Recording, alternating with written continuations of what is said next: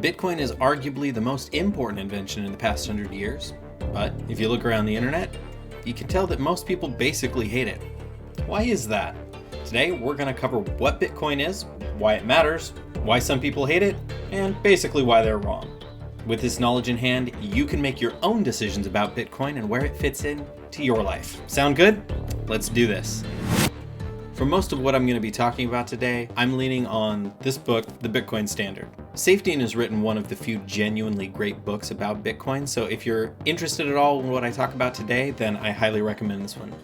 It doesn't take long to realize that it's cool to hit on capitalism and money. Not only is this not an enlightened stance, but I'd say it's a very unenlightened stance. And to understand why, you have to understand the history of money, how it's evolved to where it is, and how Bitcoin is the next evolution of money. So let's rewind and take a look at the earliest kind of trade, straight up barter.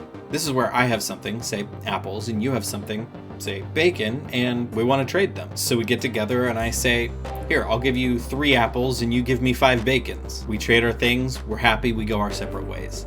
Now what's really cool about trade in general is that we're not actually finding this perfect medium where you want my apples as much as I want your bacon exactly. There's this interesting individual gap where I value my apples less than your bacon, and you value your bacon less than my apples. And so when we trade, we're actually both trading up.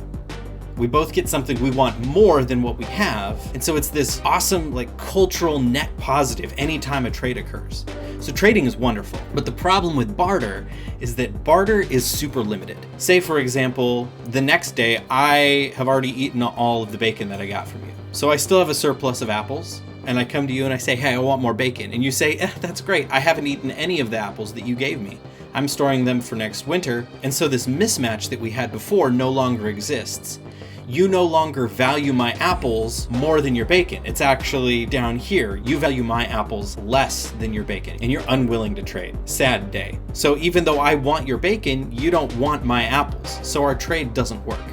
This is where money comes in. Money comes right into the middle of a traditional barter and becomes an intermediary between the two of them. So I can take my apples, find somebody that wants apples more than their money, and then I can get money, and then I can come to you and say, here, take my money, I would like your bacon, and you want the money more than your bacon. That net positive effect that occurs whenever somebody trades, that gap, that cultural everyone is trading upwards gap, is now expanded because we now have this medium, this money, that is worth something outside of a traditional barter. Money itself has no value other than to be money. Now across time, lots of things have been used for money. Right now we use dollars and euros and yen, but in the past it could have been anything. Shells, glass beads, gold coins, silver coins, bronze coins, salt. Now for the sake of this discussion, the quality of money can basically be boiled down to its hardness. Easy money is a form of money that's really easy to produce, and hard money is a form of money that's really hard to produce. Now, the easier a money is to create, the less valuable it is as a currency.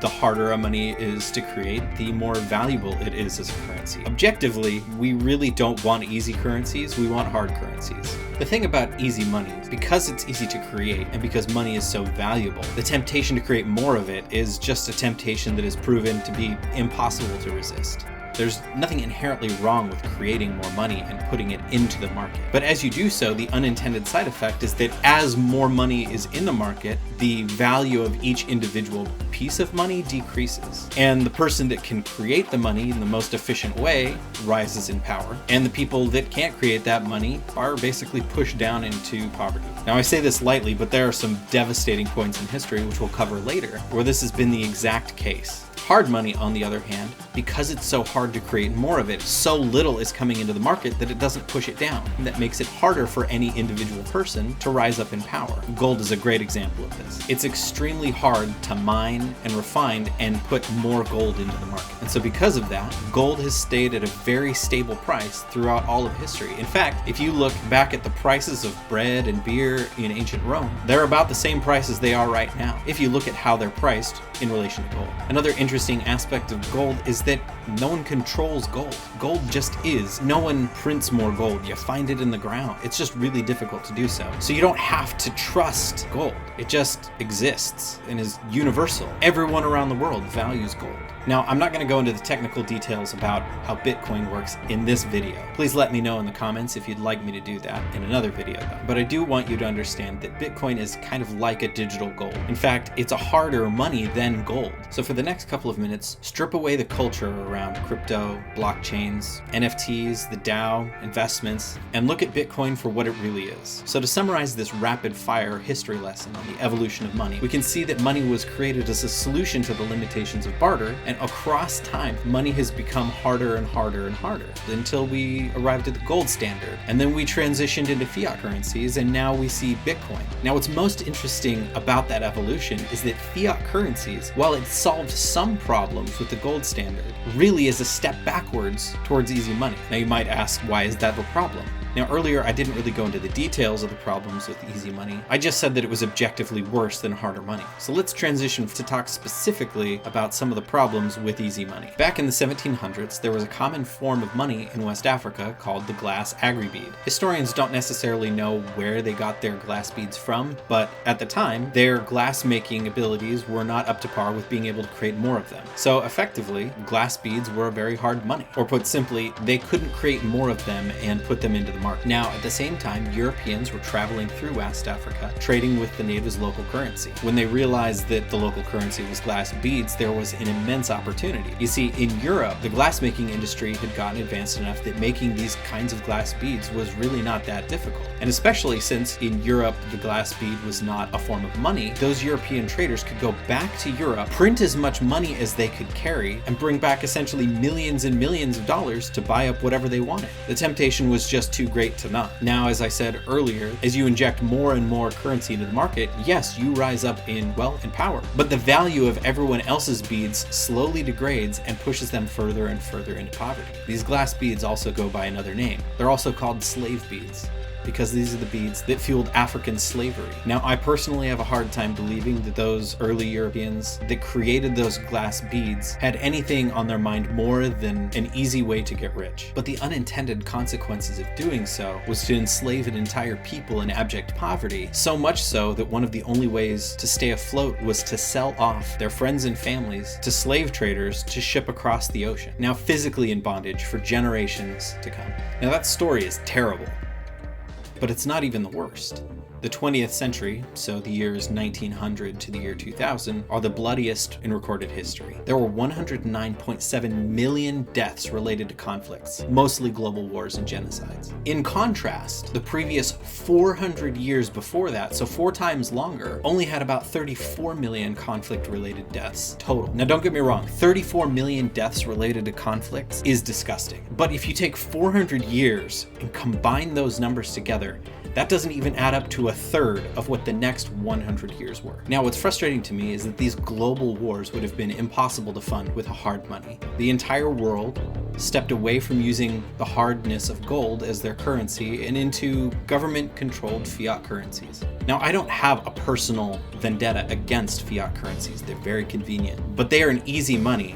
And these governments were able to print as much as they wanted to fund these wars with essentially unlimited spending. Okay, so it's obvious I'm no friend of easy money. Let's take a step back and talk about one other thing that I see a lot of people talk about Bitcoin. So one time I was talking positively about Bitcoin to a friend of mine, and he said, "Scott, I'm gonna stop you right there. I have an ethical problem with Bitcoin." Okay, I have an ethical problem with not using Bitcoin. What's your ethical problem with Bitcoin? And he said, "I have an ethical problem with the amount of energy that's wasted in mining Bitcoin. What about global warming?" Okay, fair enough. That's a good point. This is a really big one, and I think worth addressing head on. If I were to put words into his mouth and basically summarize what he was saying to me, it could be something like, Bitcoin might be cool and all, but the amount of fossil fuels burned to mine it is a net negative on the planet's survival. It's just an example of capitalistic greed once again rewarding short-term stupidity with insane wealth. And the rest of us are watching from the sidelines as human extinction draws ever closer. Or put even more simply, crypto bros are a bunch of idiots, and they're killing us just for short-term gain. And this would all be true if the premise were guaranteed to be correct. Now, I'm not saying that it's not true, but from my personal research, it doesn't seem to be as definitively true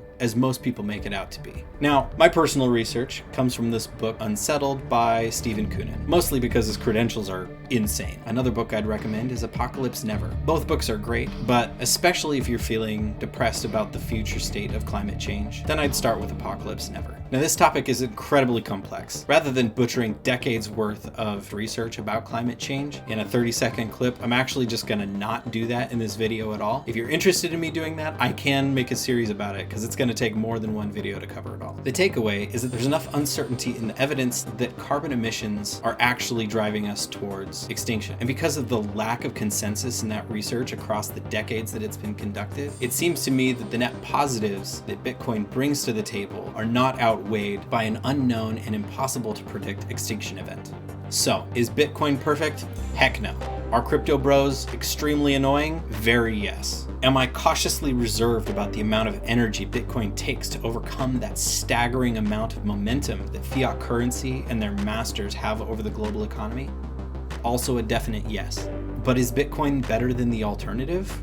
Without a doubt, yes. You see, Bitcoin is a very real, hard money solution to a century's worth of depravity and mass murders enabled by easy fiat currencies. Hating on Bitcoin is not an enlightened stance. It's a stance based entirely on ignorance. But to be clear, loving Bitcoin isn't really an enlightened stance either. Like gold, Bitcoin just is. It exists, it has properties, but no one controls it, you don't need to trust it, and it continues to hold value because it's impersonal and uncontrollable. What matters is that there is an alternative to the stranglehold that fiat money has had on us for the past 100 years.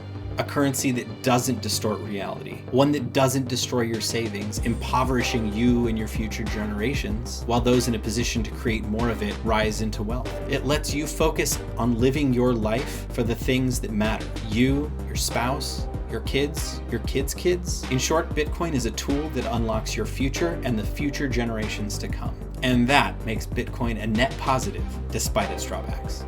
All right, everybody, thanks for sticking around. Don't forget to like, subscribe, and hit that bell if you're into level-headed conversations about complicated topics. I tend to talk about education, crypto, complex systems, and game design.